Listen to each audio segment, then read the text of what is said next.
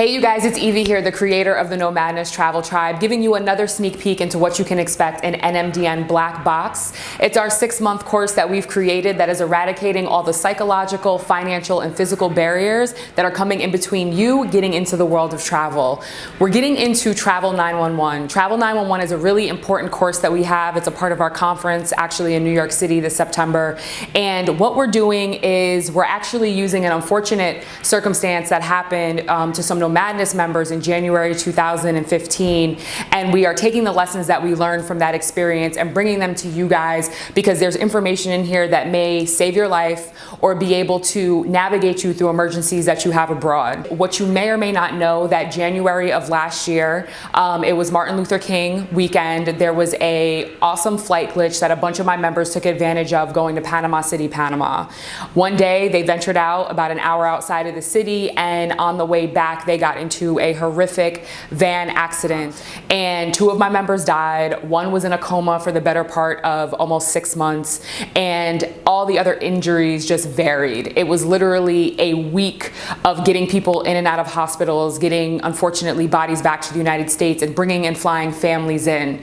It was one of the most horrific 3 days leading into months and months and months that I've ever had in my life. Within 24 hours of being contacted about what happened, myself and 2 of my members of my team actually flew down to Panama City, was in and out of hospitals, in and out of funeral homes, talking to the embassy, trying to figure out how we could raise money to pay for hospital bills, which we did successfully with our community, as well as fly family members in so that they could come and get, you know, their relatives and their friends.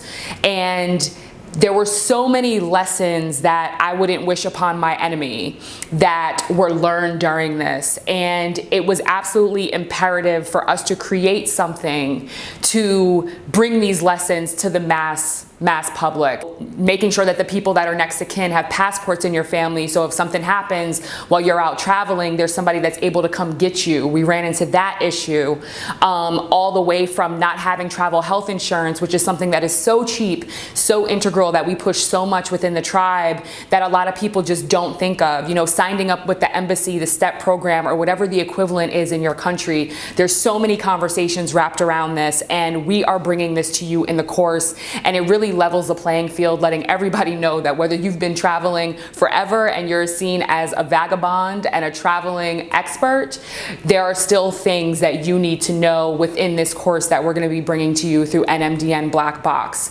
And so we are kicking this sneak peek off for Travel 911 with Dr. Dafina Good. She is actually a children's doctor that works in a lot of medical emergencies based out of Washington, D.C., but she has also made it part of her life mission where she travels around the world for a subset of time every single year and actually brings healthcare and also education to a lot of second and third world countries on helping with pediatric care, especially in emergencies. So we want to thank her so much. We want to give you guys an insight into this. Again, our launch is going through Friday.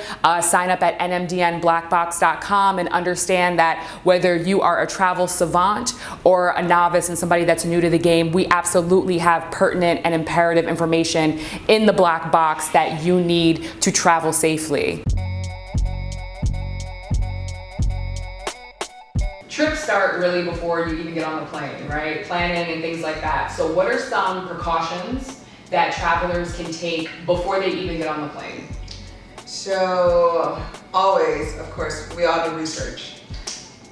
The healthcare aspect we always forget to do. Right. What I mean? So I think looking up whatever countries you're going to, especially on the CDC website, is probably your #1 priority, to just make sure healthcare wise that you stay healthy while you're abroad. So then looking up your medicine requirements, your immunization requirements, and what you're at risk for contracting while you're there. So I think CDC website is probably going to be your #1 thing for healthcare precautions. Making sure you have good travel insurance and a travel insurance plan. After Panama, of course, we all know how important travel insurance is, I think, in a group, but even more so, period. You should always get travel insurance because you need to get mine. Yeah, The travel health insurance is something that it actually surprises me, even avid travelers, how much they just don't get it.